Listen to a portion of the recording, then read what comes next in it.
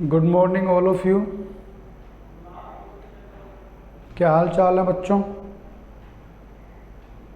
I hope अच्छे ही होंगे। Good.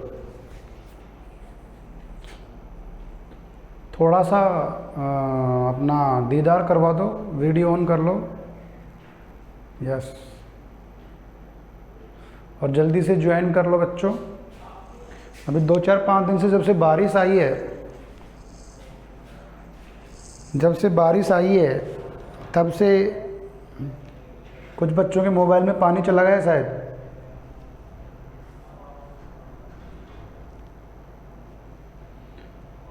Explain table of page number 10।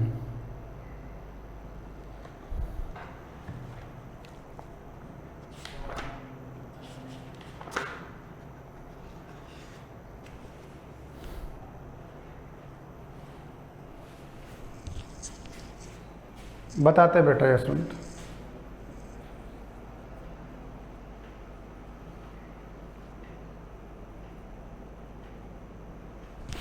Yashwant ने लिखा है sir explain table of page number 10। तो बच्चे टेबल जो पेज नंबर 10 है उस पे total 7 primitive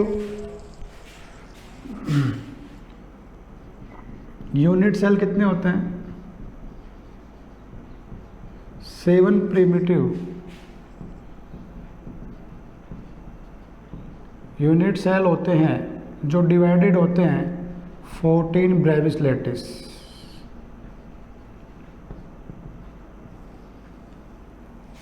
table number page number 10 पे जो टेबल दे रखी है मैंने बताया था आप लोगों को कि इसको देख लेना। ब्रेविस लैटिस, ब्रेविस एक साइंटिस्ट थे बच्चों, उन्होंने बताया कि 7 टाइप के जो प्रिमिटिव यूनिट सेल बनेंगे उससे टोटल 14 टाइप के ब्रेविस लैटिस बन सकते हैं। मतलब वहाँ से 14 टाइप के सॉलिड क्रिस्टल की फॉर्मेशन हो सकती है।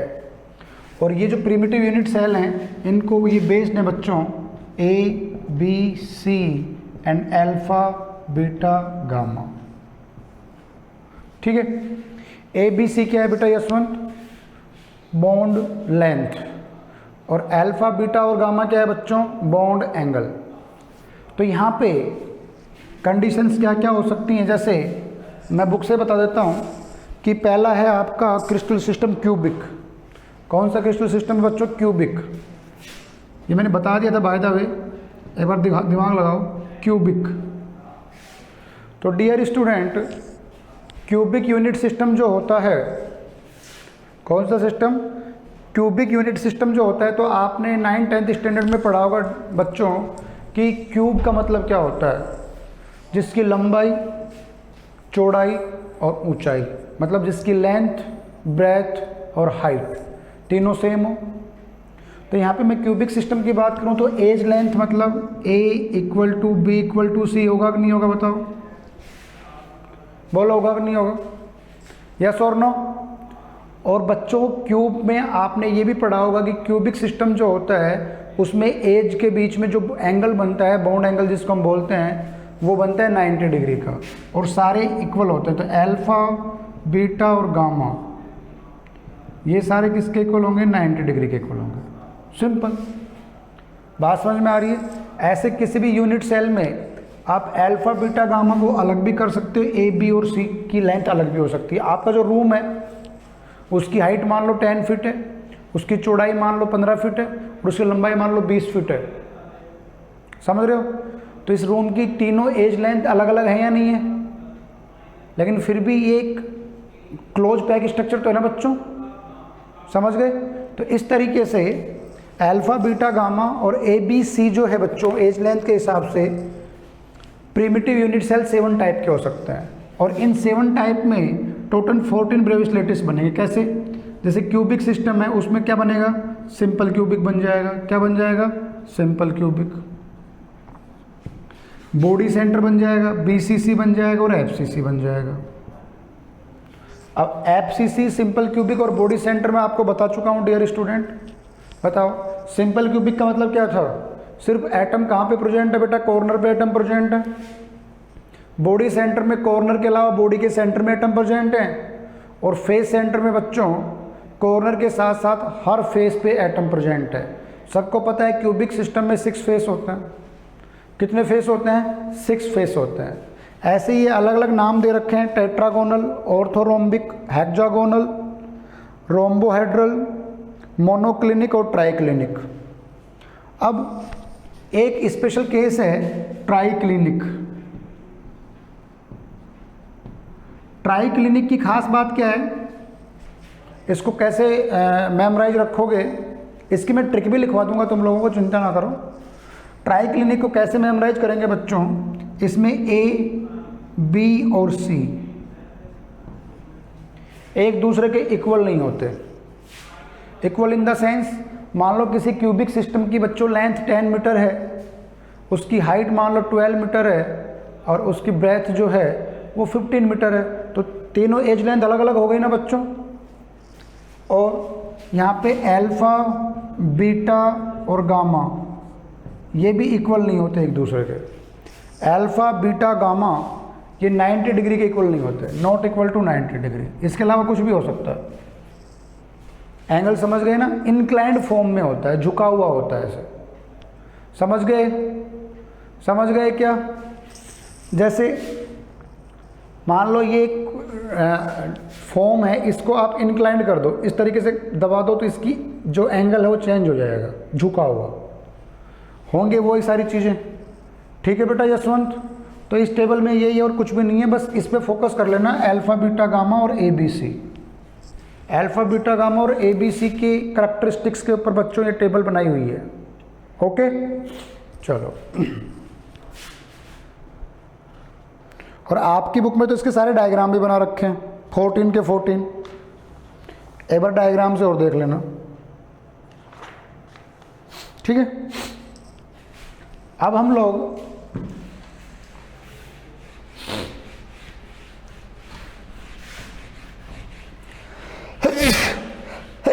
सॉरी माय गॉड, अरे जल्दी से ज्वाइन कर लो, 4-5 बच्चे ज्वाइन किए थे, फिर कहाँ हो गए? नेटवर्क नहीं आ रहा है तुम लोगों का। हम बात कर रहे थे क्लोज्ड पैकिंग, हमने 1 डायमेंशन की बात कर ली थी, 2 डायमेंशन की भी बात कर ली थी।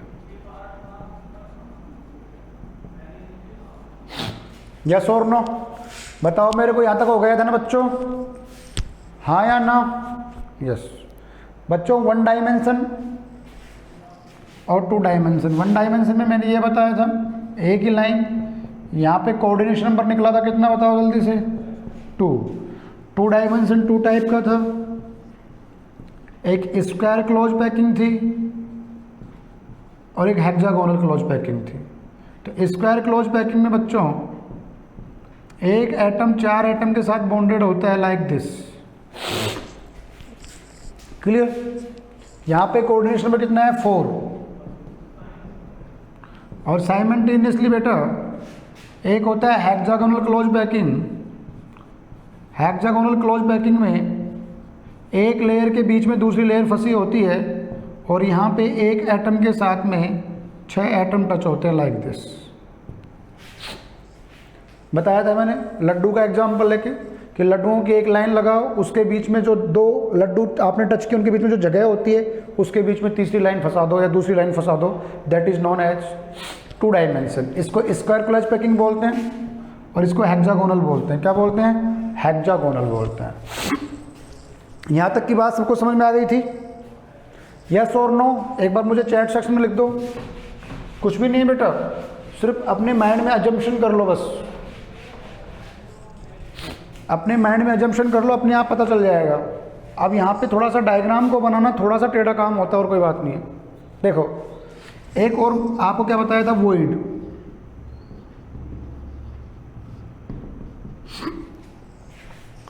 तो वॉइड की अपन बात करें बच्चों, तो वॉइड क्या बताया था?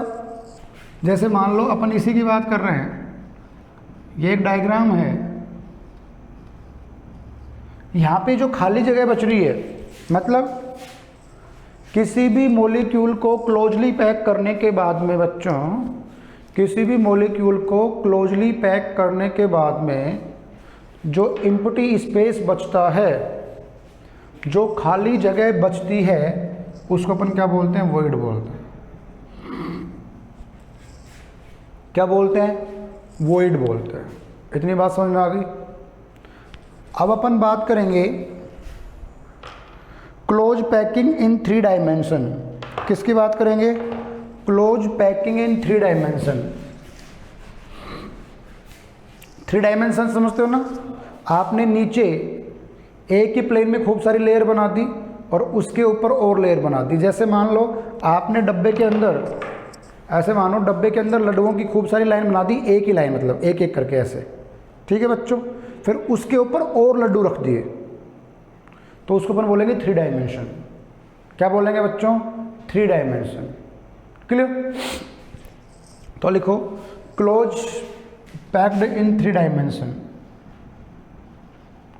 Close packed in 3 dimension.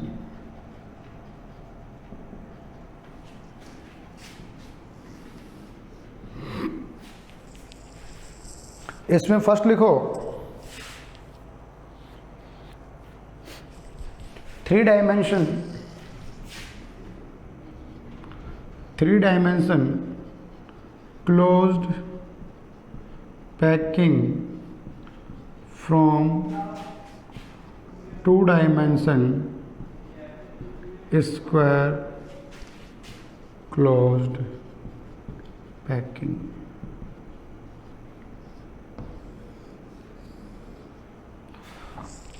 मतलब 2 डायमेंशन में आपने 2 पढ़ी है, एक हेक्सागोनल पढ़ी है, एक स्क्वायर पढ़ी है। तो दोनों को ही आप 3 डायमेंशन में बदल सकते हो। किस में बदल सकते हो?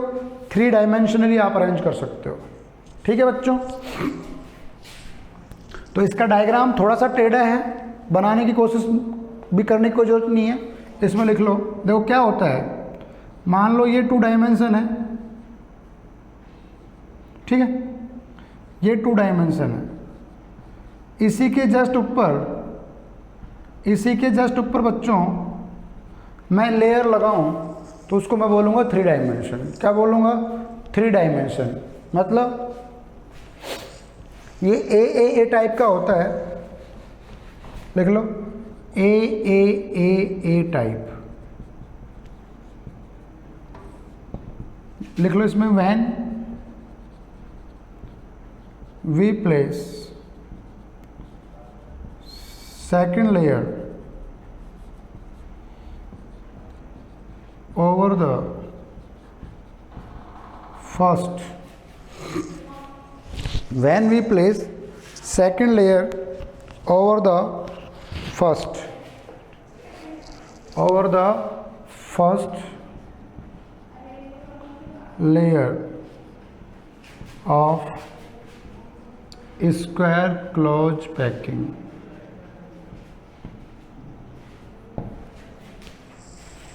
मतलब जो स्क्वायर क्लोज पैकिंग है बच्चों, उसके ऊपर अपन सेकंड लेयर लगा दें तो इसको मैं बोलूँगा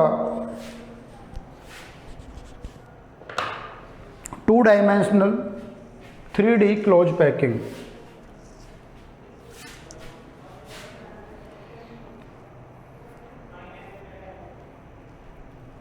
और इससे क्या बनेगा? इससे बनेगा simple cubic unit cell.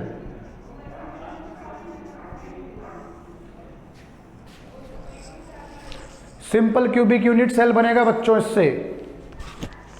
Got it? इससे बनेगा सिंपल क्यूबिक यूनिट सेल।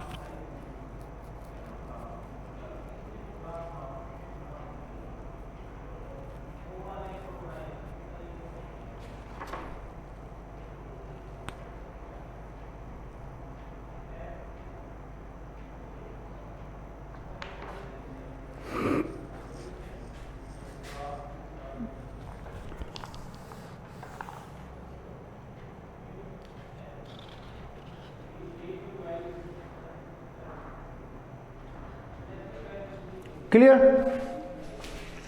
आ गई क्या बात समझ में? चलो, राइट बिग, इससे बड़ा क्या लिखूं यार? चलो और बड़ा लिख देते हैं। सेकंड लिखो, 3 dimension closed packing from 2 dimension hexagonal closed packing. Hexagonal closed packing मतलब हम हेक्सागोनल क्लोज्ड पैकिंग जो है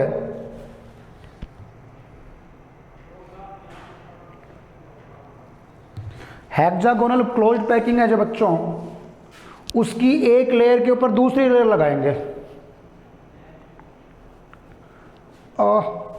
2D के बाद स्क्वायर क्लोज पैकिंग लिखा है बेटा, square close packing. Neha 2D के बाद में स्क्वायर क्लोज पैकिंग लिखा है बेटा।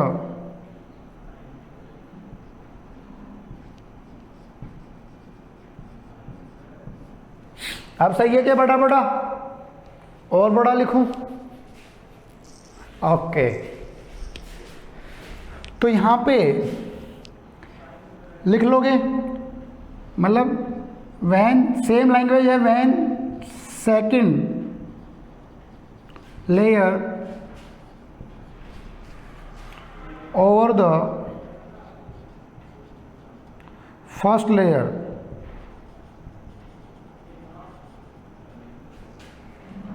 of hexagonal close packing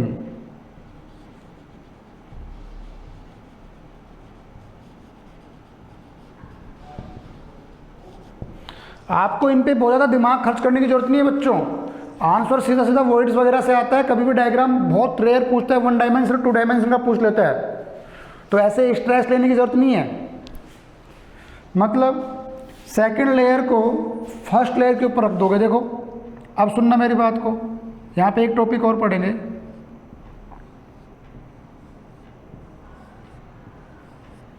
ये आप हेक्सागोनल बना रहे हो,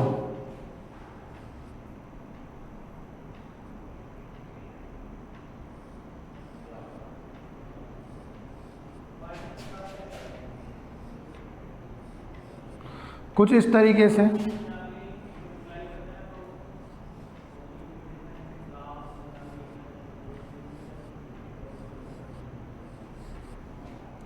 हेक्सागोनल में एक रो के बाद में दूसरी रो दोनों के सेंटर से फिट करते हो। अब कुछ नहीं करना, आपको इसके ऊपर दूसरी लेयर इस तरीके से फिट करनी है कि इसको अच्छे से कवर कर ले। यहां से स्टार्ट कर दो इस तरीके से।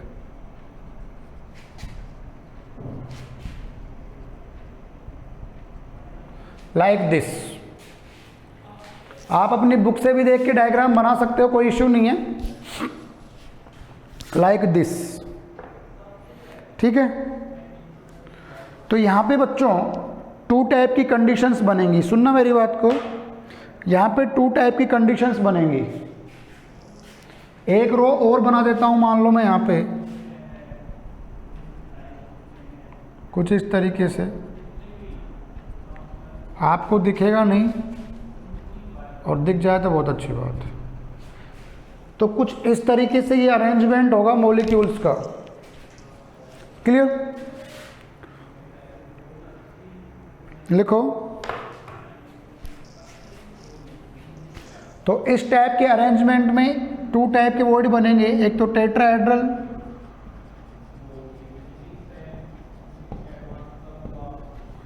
और एक बनेगा ऑक्टाहेड्रल।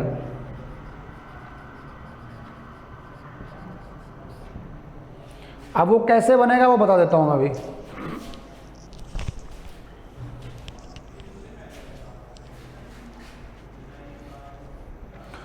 और यहां से बॉडी सेंटर यूनिट सेल बनेगा बच्चों। बॉडी सेंटर यूनिट सेल बनेगा, ध्यान रखना। और यहाँ पे कोऑर्डिनेशन नंबर लिख लो 8, यहाँ पे 6 कोऑर्डिनेशन नंबर होगा, यहाँ पे 8 होगा बच्चों।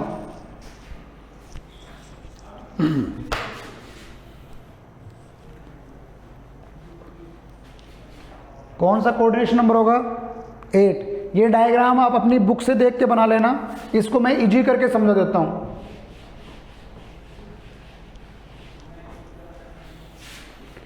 आप लिखो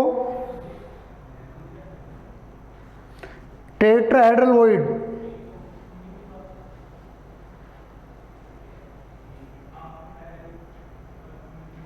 लिखो टेट्राहेड्रल वॉइड।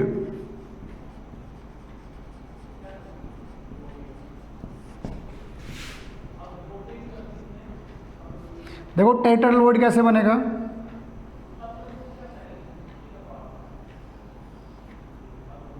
गौर से देखना बच्चों, आपने 3 स्पेयर को इस तरीके से ले लिया, हेक्सागोनली अरेंजमेंट के 3 एटम उठा लिए, और इन 3 एटम के ऊपर चौथा एटम रख दिया कुछ इस तरीके से। बच्चों इन 3 एटम के ऊपर चौथा एटम रख दिया कुछ इस तरीके से, तो इसको हम बोलेंगे डियर स्टूडेंट टेट्राहेड्रल वॉइड। क्या बोलेंगे? Tetrahedral void.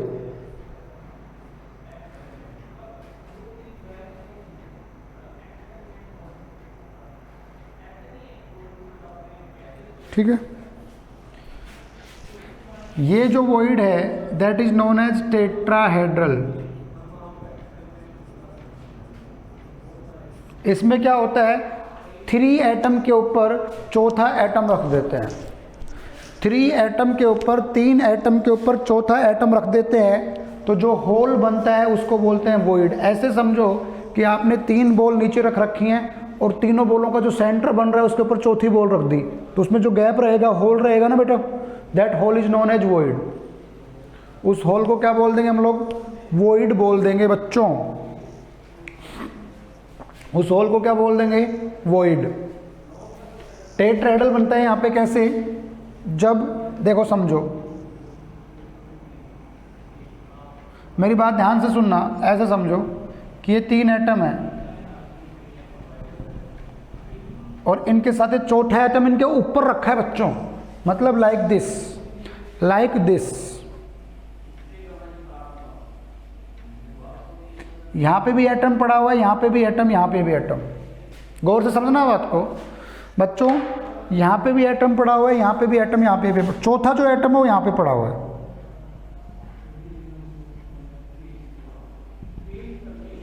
तंबू देखा है? तंबू, जैसे तंबू के 3 कोने बांध दिए और चौथे कोने सेंटर में लगा के बांस से उठा दिया, ऐसे ढलान नुमा, समझ गए? That is known as tetrahedral. Yes और नो? नीलम को हंसी आ रही तंबू के नाम से। नीलम नहीं, ये तो कहीं और ही बात कर रही है। हेलो बच्चों, तंबू देखा ना? तंबू, तंबू के सेंटर में आपने बंबू लगा दिया तो ऐसे स्लोप बन जाता है बच्चों। क्या बन जाता है? स्लोप बन जाता है, लाइक दिस।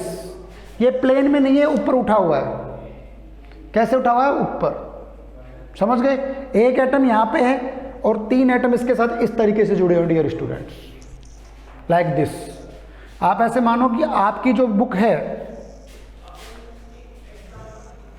आपकी जो बुक है बच्चों, इसमें 3 एटम इसके प्लेन पे पड़े हों और चौथा एटम यहां पे पड़ा हो इस पेन की नोक पे। इनको आपस में कनेक्ट करोगे, that is known as tetrahedral. ऐसे वर्ड को हम टेट्राहेड्रल वर्ड बोल देंगे बच्चों। क्लियर? क्या बोल देंगे? Tetrahedral word. चलो मिटा दूं?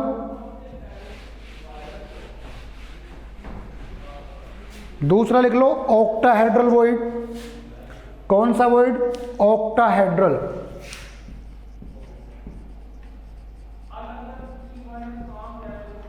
Octahedral void. Dear students, octahedral void में क्या होगा? दो ट्राइंगल को एक दूसरे के अपोजिट साइड में सेट कर दो। कैसे? ऐसे। 3 एटम आपने इस तरीके से अरेंज कर दिए, ठीक है, और बाकी के 3 एटम जो हैं वो आप इस तरीके से अरेंज कर दो।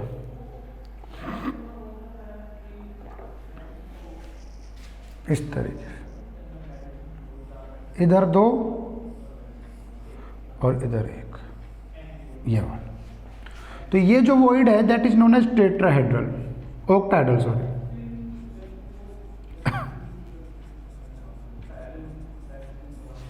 वहां पे अपने 3 एटम के बीच में चौथा एटम रखा था, यहाँ पे नीचे भी 3 एटम और ऊपर भी 3 एटम। तो वहां पे जो वॉइड बनेगा, वहां पे जो गैप बनेगा, बच्चों वॉइड तो समझते हो ना, स्पेस, उस स्पेस को हम बोलेंगे ऑक्टाहेड्रल। तो ये कैसे बनेगा? ऐसे मान के चलो आप लोग,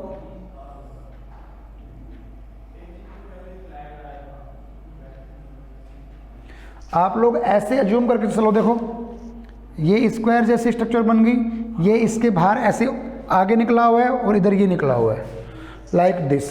मतलब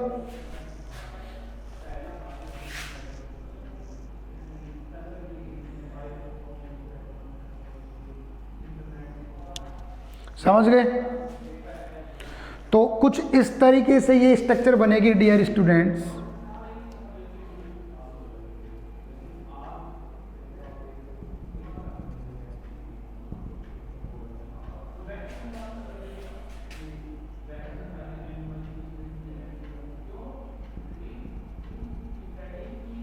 लाइक दिस। आप अज्यूम करो कि आपके पास खूब सारी बॉल हैं, आपके पास खूब सारी बॉल हैं, और उन बॉल को आप 3 बॉल नीचे और 3 बॉल उनके ऊपर कैसे अरेंज करोगे? और अरेंज करने के बाद में जो गैप बनेगा that is known as 3 dimension octahedral voids.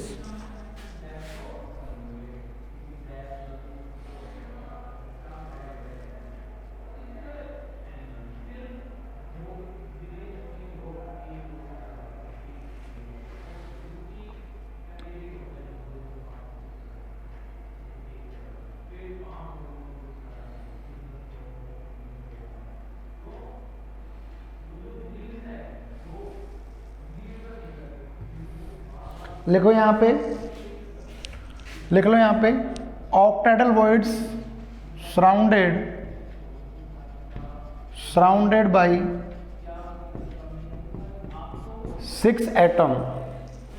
कितने एटम से सराउंडेड होती है बेटा? 6 एटम से सराउंड होती है, 6 स्फीयर से सराउंड होती है।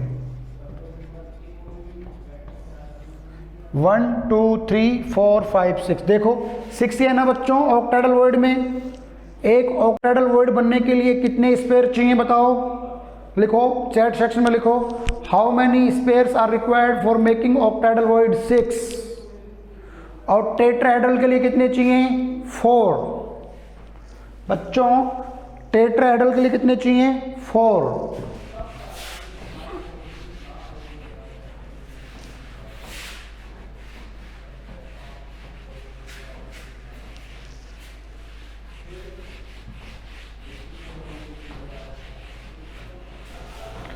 टेट्राहेड्रल वॉइड्स के लिए कितने चाहिए बच्चों? 4 चाहिए।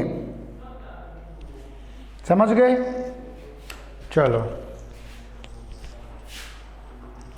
अब बच गया एफसीसी यूनिट सेल कैसे बनेगा और सीसीपी कैसे बनेगा। क्या बनेगा? सीसीपी।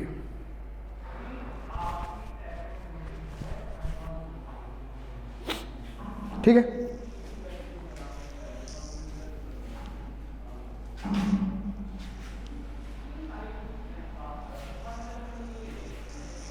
बच्चों एक बहुत ही इंपॉर्टेंट पॉइंट और लिख लो, लिखो, इसको छोड़ के अलग से लिखो, लिखो relation between tetrahedral and octahedral void. बहुत ही इंपॉर्टेंट है ये रिलेशन बच्चों, ये रिलेशन बहुत ही इंपॉर्टेंट है क्योंकि इससे बहुत सारे न्यूमेरिकल सोल्व होंगे, पहले बता रहा हूं। लिखो, if in a crystal system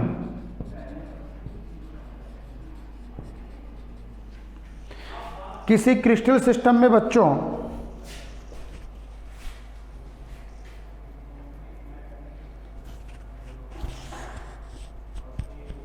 ठीक है, if in a crystal system the number of closed packed spare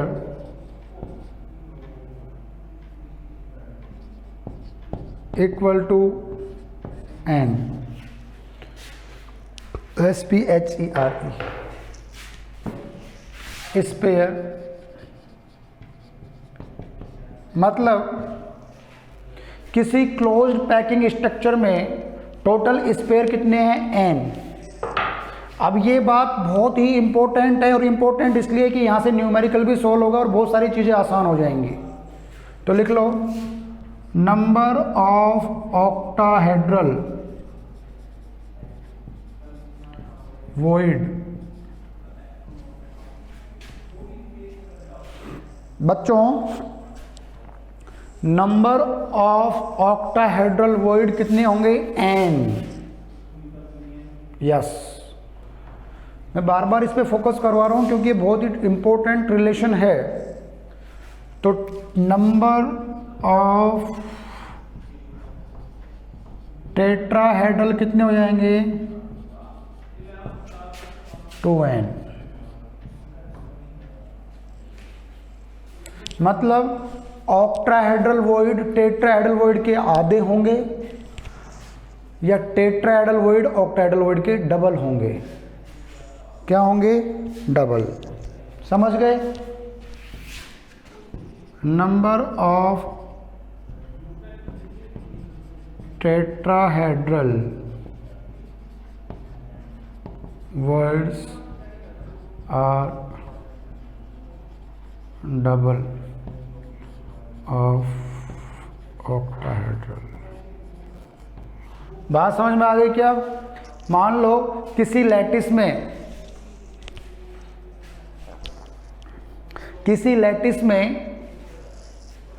20 spare present हैं, तो वहां पे कितने ऑक्टाहेड्रल वॉइड बनेंगे और कितने टेट्राहेड्रल वॉइड बनेंगे? क्वेश्चन करो, चलो लिखो।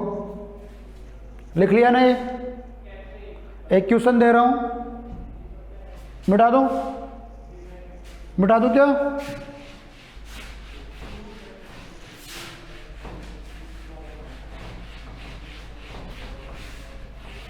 बच्चों n जो है वो नंबर ऑफ स्पेयर हैं, वो कितने भी हो सकते हैं। लिखो, in a crystal system 60 spheres are present.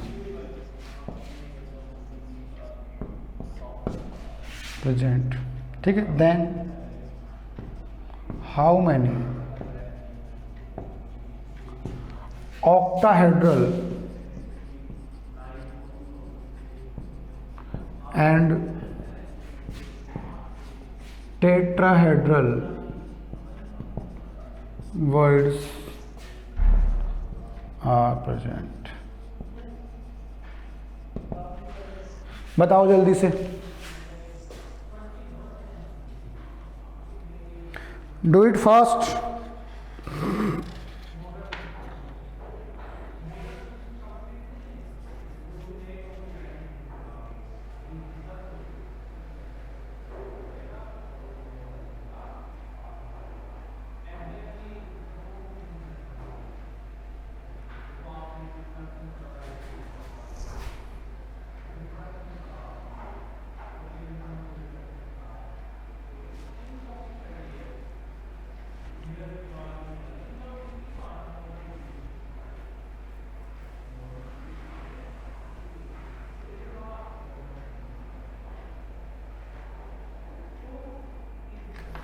Clear है क्या?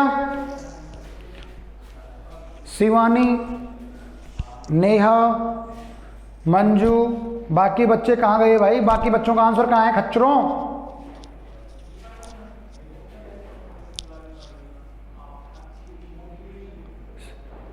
ये सलोनी, सुमित सिंह शेखावत।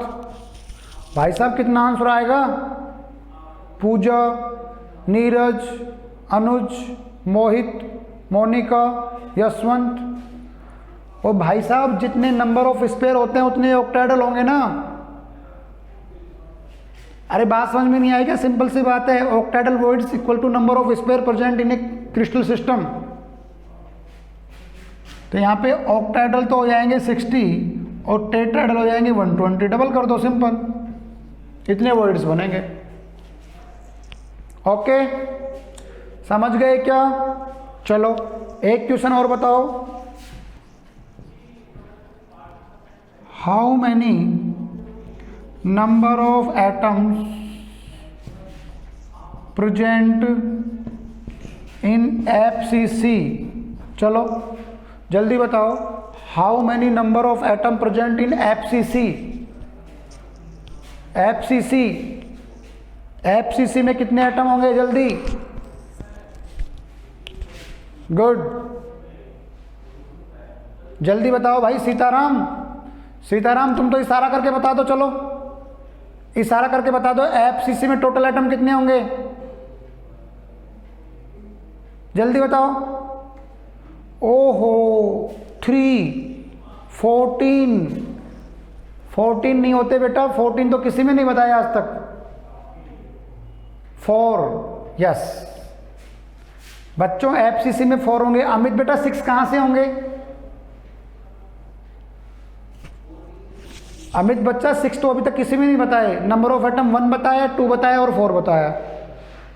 याद करो, कल बताया था Z, number of atom present in simple cubic, face centre और बॉडी सेंटर। समझ गए क्या? अरे फेस सेंटर में 6 फेस होते हैं, एक फेस पे हाफ एटम होता है, तो 3 एटम तो वो हो गए, और एक एटम टोटल मिला के कॉर्नर पे हो जाएगा। कहाँ पे हो जाएगा? कॉर्नर पे। तो भाई 4 हो जाएंगे यार, ये छोटे छोटे डेटा हैं। Okay, thank you very much. बाकी बात कल करेंगे। पढ़ के आया करो बच्चों।